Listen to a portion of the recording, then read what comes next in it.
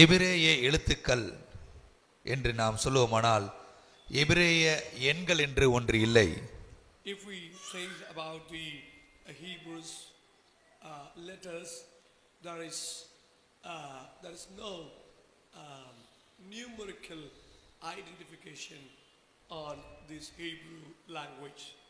இப்போ நம்முடைய தமிழ் எழுத்துக்களை 1 2 என்று சொல்லுவது போல எபிரேயர்களுக்கு எழுத்துக்கள் என்று எண்கள் என்று தனியாக கிடையாது.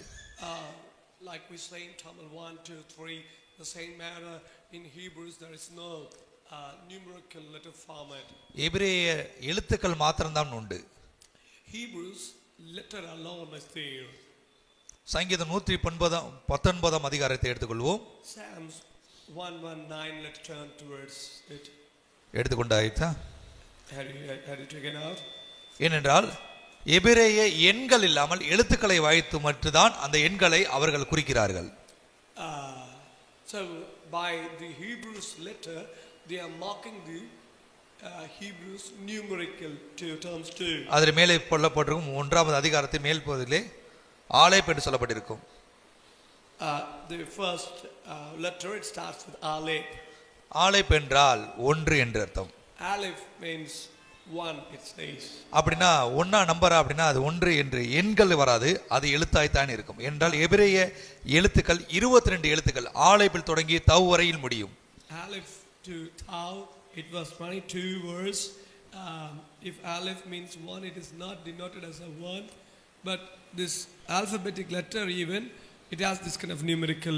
நீங்க வாசிக்கலாம் 178வது சங்கீதத்தை வாசிங்கன்னா தெரியும். If you 176வது சங்கீதம்.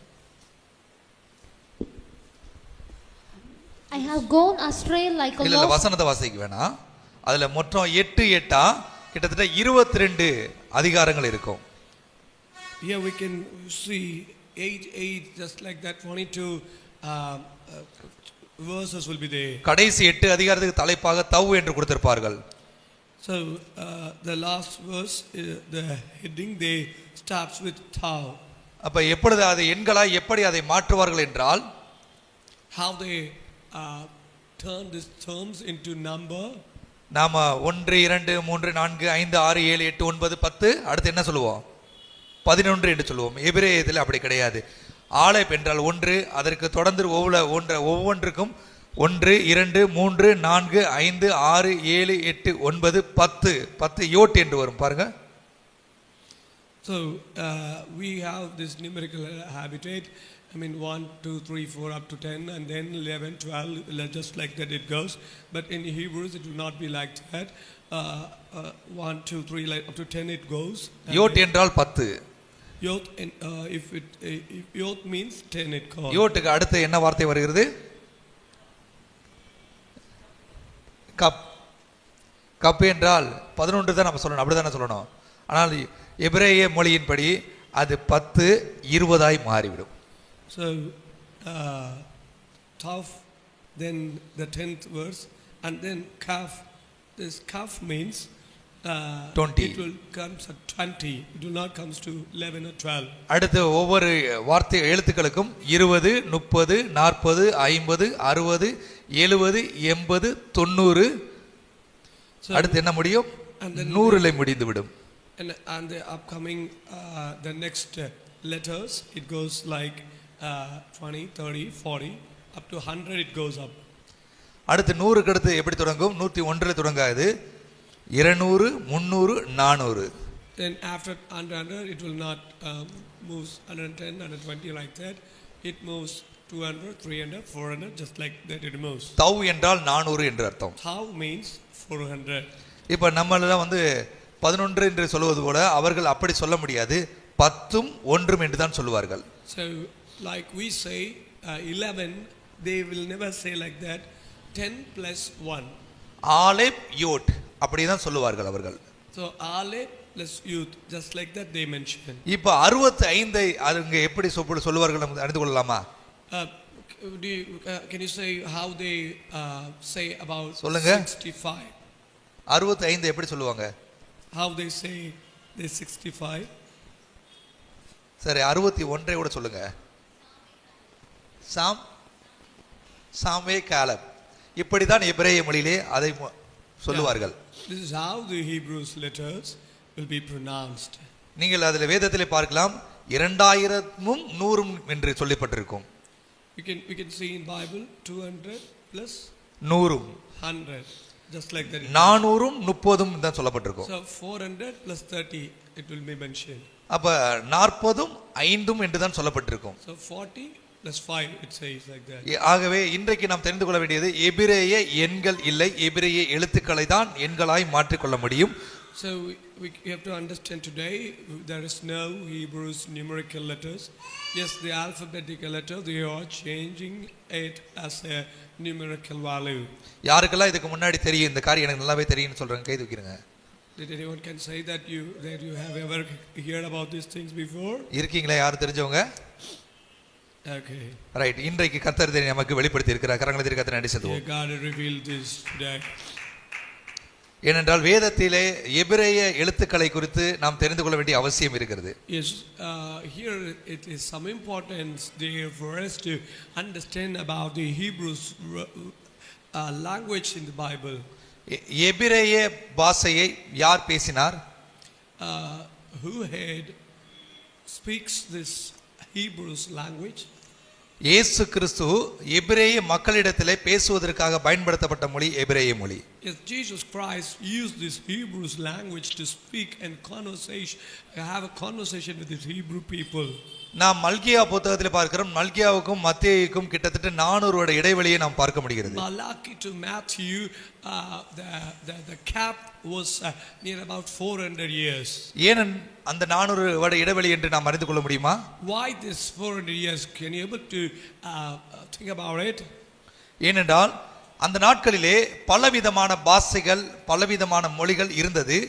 Because in those days, there was there is some different language, different things, cultures were there on those days. ஒருவேளை எபிரேய பாஷையிலே இயேசு பேசி இருந்தால் மற்றவர்களுக்கு அது புரிவதற்கு கூடாத காரியமாய் இருந்திருக்கும். If Jesus convey his lecturer through the Hebrews language, other can't able to understand it. ஆனால் இயேசு கிறிஸ்து எல்லோருக்கும் ஒரு பாஷை இருந்தால் அதை பேசுவது இலகுவாக இருக்கும். If Jesus Christ is having a single language that everyone can understand, that will be useful for it. நாம் இப்படியாக விசுவாசிப்போம். ஒருவேளை எபிரேய பாஷை இயேசுவுக்கு தெரியும். அன்றைக்கும் உலகம் முழுவதும் ஆட்கள் இருந்திருக்கிறார்கள். ஏன்னா இந்தியா முதல் எத்தியோப்பியா வரை ஒரு அரசாட்சியை நம்ம பார்க்க முடியுது. Yes, in those days, yes, this Hebrew will be the common language on those days. Yes, we can read in the Bible this India to Ethiopia, the symptoms was there. So in that days that may be happen as a common language. அப்படி இருந்த போதும் அங்கே ஒரே மொழி பேசப்படவில்லை. Even though they haven't stick with a single language. இப்போ நம்ம புரிந்து கொள்ள மாதிரி சொல்லுவோம், உலகம் முழுவதும் ஒரு மொழி இருந்தா நம்மளால பயணிக்க முடியாது. என்ன மொழி? So if we have a single language, we can travel for the whole world. Which was the language? எனக்கு தமிழ் மட்டும் தெரியும், நான் எல்லா நாட்டுக்கு போயிட முடியுமா? If I know Tamil, can I able to move towards the whole world? எல்லா நாட்டுக்கு போறது குறைஞ்சபட்சம் கூடுதலா எந்த மொழியை நமக்கு தெரிஞ்சுக்கணும்? So one language that to travel the whole world, what language it was needed for us? அது இங்கிலீஷ்.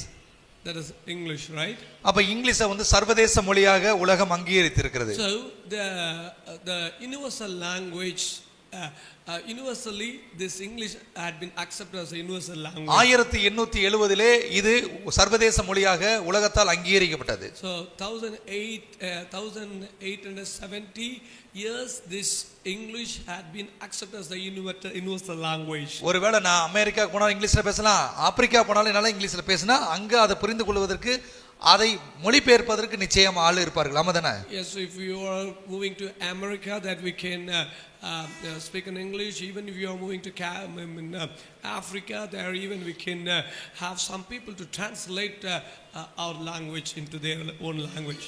இயேசுவின் நாட்களில் பாத்தீங்கன்னா, இயேசு ரோமர்கள் இருக்கிற நாட்களிலே அவர் இருந்தார். Jesus Christ was lived in the days of Romans.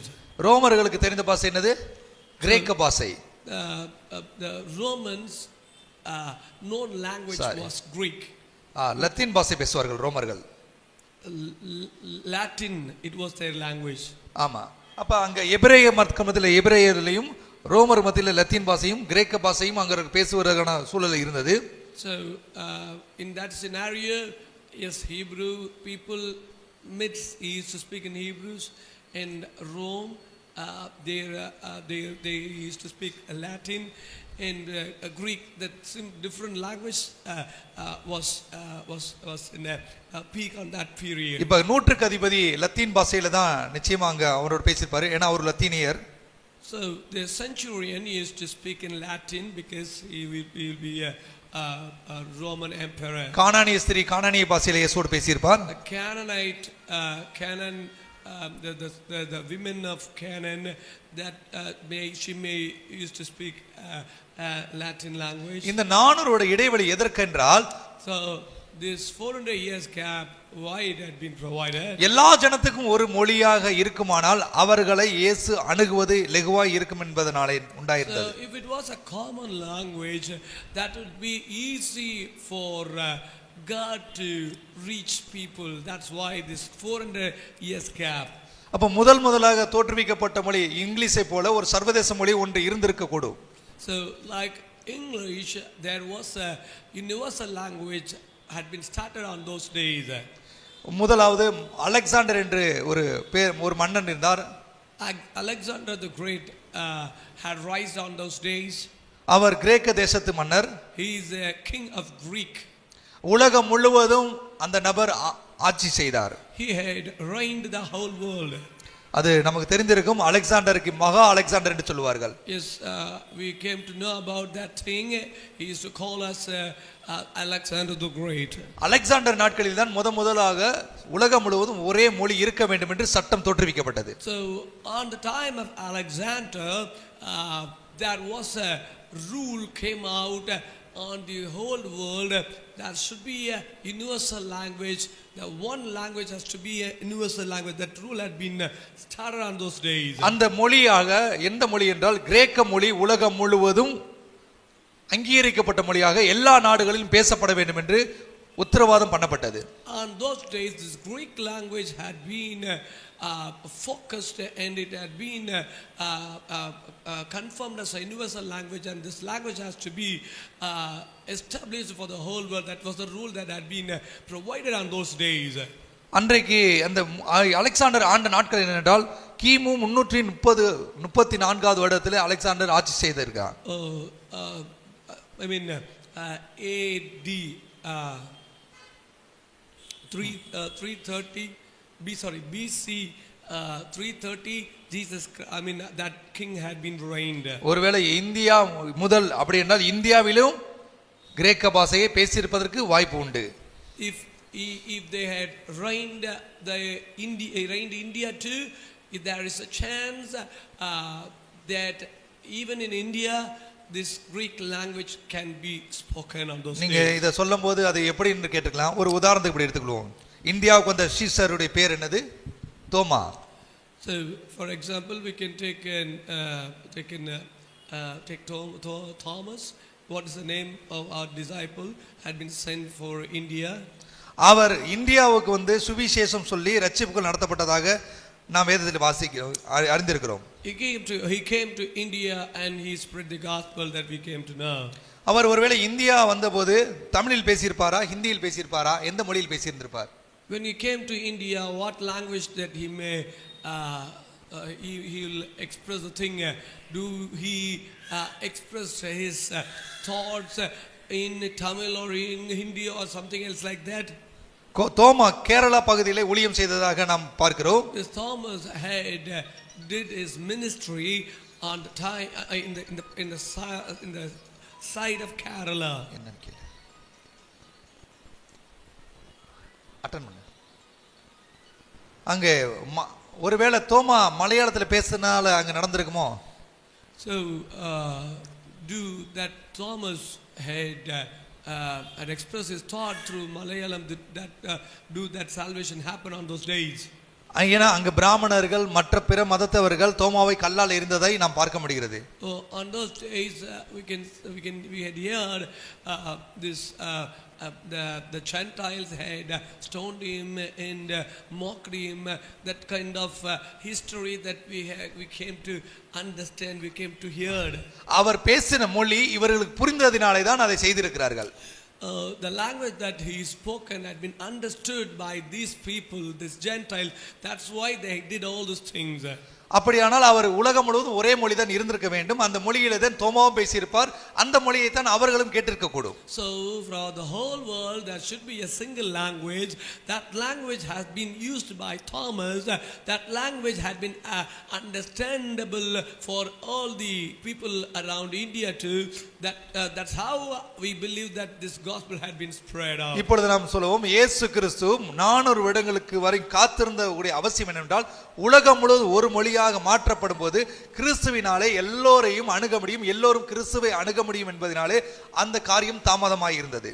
Yes, now we came to understand that Jesus Christ had waited for 400 years for having a universal language to carry the gospel to the world. மூன்றாவது உலக சர்வதேச மொழியாக அங்கீகரிக்கப்பட்டதுதான் English.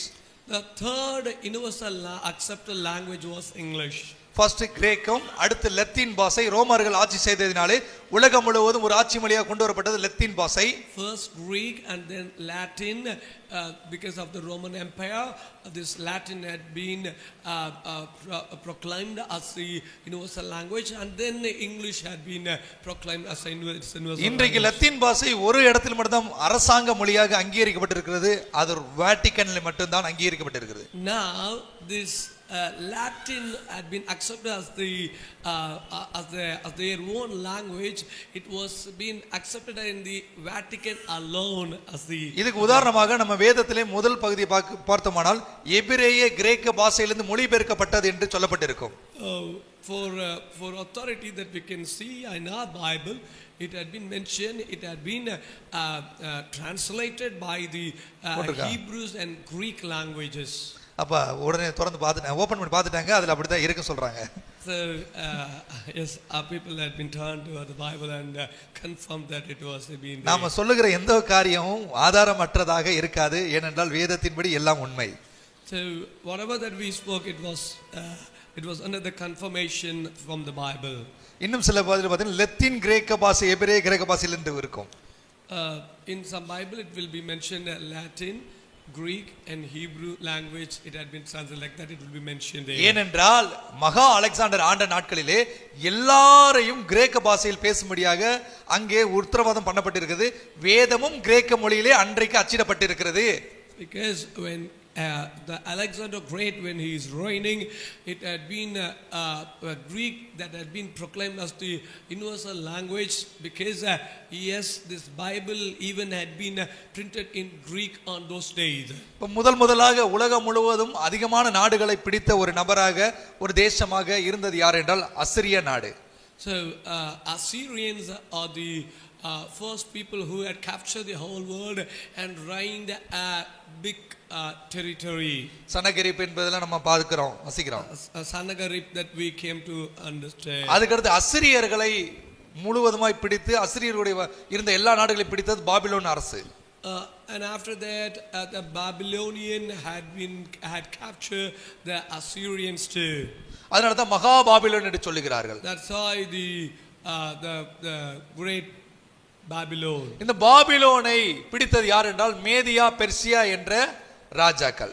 This Babylon had been captured by the Media Persia's kingdom. இவர்கள் இருக்கும் வரைக்கும் எல்லா நாடுகளையும் அவர் ஆட்சி செய்தாலும் இந்த பெர்சியா நாட்களில் தான் அந்த 170 நாடுகளுக்கு மேலாக இந்தியா முதல் எத்தியோப்பியா வரை அவர் அரச செய்ததாக நம்ம பார்க்கிறோம். ரூத் புத்தகத்தில் நம்ம in Ruth chapter that we can understand that from India to Ethiopia that they had reigned, that thing that we can read on that chapter. அது வரைக்கும் எல்லா நாடுகளிலும் அவரவர்கள் மொழியில் பேசுவதற்கு அனுமதி இருந்தது. Till that day everyone had been everyone is having freedom to speak their own language. அவர்கள் எல்லோரையும் பிடித்து அவர்களை தன்னுடைய ஆட்சிக்குள்ள கொண்டு வந்தவர் அலெக்சாண்டர். அதனால தான் மலகா அலெக்சாண்டர் என்று பெயர் சொல்லப்பட்டது. They all these people had been captured and asked to have an universal language and make everyone to speak in their Greek language.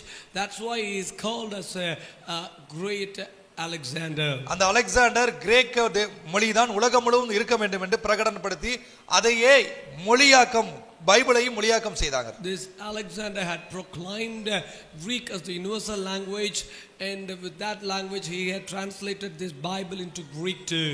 நமக்கு இனிமேல் தெரிஞ்சுக்கலாம் எதுக்கு கிரேக் எபிரேய என்று எழுதப்பட்டிருக்கின்றது நம்ம இனி தெரிஞ்சுக்கலாம். So hereafter we can understand why it has been written that Greek and Hebrew translation. ஒரு கிறிஸ்தவரா இருக்கிறவங்களுக்கு அதனுடைய அடிப்படை சத்தியங்கள் தெரிந்திருக்க வேண்டும். So being a Christian we have to understand about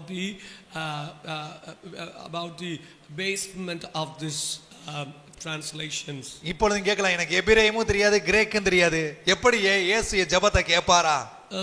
You can ask this word. I don't know the Hebrew or Greek. How Jesus Christ understand my prayers? இப்படி கேட்கறவங்க நான் சொல்லுவேன் ஊமையோட ஜெபத்தை ஆண்டவர் கேட்க முடியுமா? So for these people that we are expressing like this, if God can hear the prayers of the dumb mute person. இன்றைக்கு அநேகர் சொல்கிறார்கள் யாவே என்று அழைத்தால் தான் அவர் நமக்கு தம்முடைய வார்த்தையை தம்முடைய மகிமையை தருவார் என்று சொல்லிக் கொண்டிருக்கிறார்கள். Some used to say if you call as Yahweh that God will answer and replace the prayer. இன்னும் சிலர் சொல்கிறார்கள் யெசுவா என்று சொன்னால் தான் அற்புதம் நடக்கும் என்று சொல்கிறார்கள். Some used to say if you are calling us Yeshua there we can receive miracles. கடந்த நாட்கள் நானும் பாஸ்டர் ஒரு பாஸ்டர்ஸ் மீட்டிங் போயிருந்தோம். அங்கே சொல்லப்பட்டிருக்கிறது புதிய ஏற்பாட்டிலே மத்தேயு புத்தகத்திலே 191 முறை இயேசு என்ற நாமம் இருக்கிறது. Last week that we went to a pastor's conference there, pastor had made mentioned 191 times in New Testament Jesus name had been mentioned. மார்க்ல 96 முறையும் லூக்காவில் 91 முறையும் யோவானிலே 246 முறையும் மொத்தமாக 1037 முறை இயேசு என்னும் நாமம் வேதத்தில் இருக்கிறது. In the Mark, Luke and every gospel 1037 times it had been mentioned, Jesus Christ's name had been mentioned there. அந்த யோவானை தவிர்த்து மிச்சமாக இந்த பவுல் அந்த அப்போஸ்தலர் நடவடிக்கைகளில் இருக்கக்கூடிய எல்லாவற்றையும் சேர்த்தா 343 தடவை இந்த 4 காரியம் இணைந்து தான் அந்த 1037க்கு மேல இருக்கிறது. மொத்தமாக வேதத்திலே அதிகமாக சொல்லப்பட்ட ஒரு நாமம் இயேசு. So the whole Bible, the name which had been mentioned many time in the Bible is that name was Jesus Christ. ஒருவேளை உங்களுக்கு எபிரேயம் தெரியாம இருக்கலாம் கிரேக்கு தெரியாம இருக்கலாம் இயேசு என்ற நாமம் தெரிந்திருந்தால் நீங்கள் பாக்கியவான்கள். Even you may not understand Hebrew, Greek or anything else, but if you came to know this name Jesus Christ, that's more enough to have a conversation with God. வேதத்திலே அதிகமாக சொல்லப்பட்ட நாமம் எந்த நாமம்? So the name which had been mentioned many times in the Bible was, what was that name? 1000க்கும் மேற்பட்ட முறை இயேசு என்ற நாமம் வேதத்திலே சொல்லப்பட்டிருக்கிறது. It is more than 1000 times this Jesus name had been mentioned in the Bible. இப்போ எனக்கு எபிரேய தெரியணும்னு அவசியம் கிடையாது கிரேக்கு தெரியணும்னு அவசியம் கிடையாது. Now there is no need for me to understand Hebrew or Greek. யாருடைய வாழ்க்கையில இயேசுவின் நாமத்தினால அற்புதம் நடந்திருக்கு? How many of you can say that I received miracle in my life in the name of Jesus? உங்க வாழ்க்கையில நடந்திருக்கா? இயேசுவின் நாமத்தினால நடந்திருக்க அற்புதங்கள்? Have you ever had this experience? கர்த்தர் நல்லவர். God is good. இன்னைக்கு 2 காரியத்தை நம்ம தெரிஞ்சிருக்கோம். முதலாவது எபிரேய எண்கள் கிடையாது எழுத்துக்கள் மாத்திரம் உண்டு என்பதை தெரிந்திருக்கிறோம். So two things that we came to understand: in Hebrew there is no numerical value, it is only alphabets were there. இரண்டாவது காரியம் எபிரேய கிரேக்க பாஷையை எதற்காக அங்கீகரித்தார்கள் என்பதை நாம் தெரிந்திருக்கிறோம். So the second thing, why God had accepted Hebrew and Greek language, that we came to understand. இதுக்கு முன்னாடி எனக்கு தெரியும் சொல்றவங்க யாராவது இருக்கீங்களா? So someone is there who can say that I know about these things. நான் கர்த்தரை நன்றி செலுத்துகிறேன். தெரியாது